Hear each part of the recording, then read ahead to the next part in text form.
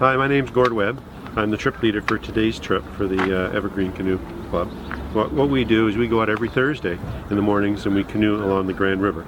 We select different locations to canoe. We usually canoe for about 2 to 3 hours for the day, and we try to get it done in the morning before it gets too hot.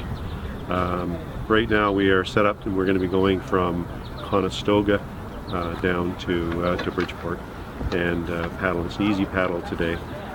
Sometimes we have a little more of a challenge, like last week we had a very nice challenge in Paris where we were doing a bit of the whitewater running.